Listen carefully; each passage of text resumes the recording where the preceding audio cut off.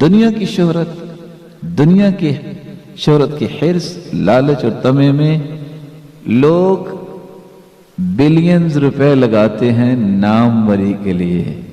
میرے رب کے فیصلے دیکھیے، حدیث میں آتا ہے علیک بذکر اللہ وتلاوت القرآن فإنہ ذکرک فی الارض وروحک فی السماء۔ قرآن پڑھنا تم شروع کرو، ذکر اللہ کا تم کیا کرو، چلو گے زمین پہ تمہارے تذکرے آسمانوں میں ہوں گے۔ اور اللہ ذوالجلال ٹریلینز فرشتوں کو مخاطب کر کے کہتے ہیں انظروا الی عبدی، میرے اس بندے کو دیکھو۔ یعنی اگر ہم کسی کو کہیں گے فلاں کو دیکھو، کو دیکھتا ہے کو نہیں دیکھتا، لیکن فرشتوں کا تو کام ہی یہ ہے لا یعصون اللہ ما امرہم، وہ اللہ تعالیٰ کے حکم کی تعمیل کرتے ہیں، حکم عدولی نہیں کرتے۔ سارے فرشتے دیکھتے ہوں گے کس کو؟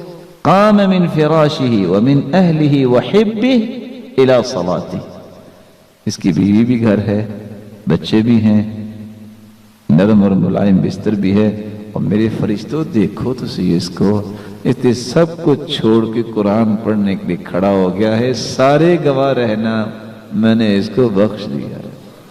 تذکرے حارثہ بن نعمان، اللہ کے رسول جب گئے جنت میں تلاوت کی آواز سنی، پوچھا یہ قرآن کون پڑھ رہا ہے؟ جبریل نے جواب دیا یہ حارثہ بن نعمان، حارثہ بن نعمان۔ كذلكم البر وكان أبر الناس بأمه، اللہ کے پیارے پیغمبر یہ بیٹھا زمین پہ ہی ہے، قرآن پڑھا، قرآن کا رنگ چڑھا، یہ اپنی ماں کی خدمت کرتا ہے، سب سے زیادہ خدمت گزار ہے، پڑھتا یہ زمین پہ ہے لیکن اس کی تلاوت سے محظوظ جنتی ہو رہے ہیں۔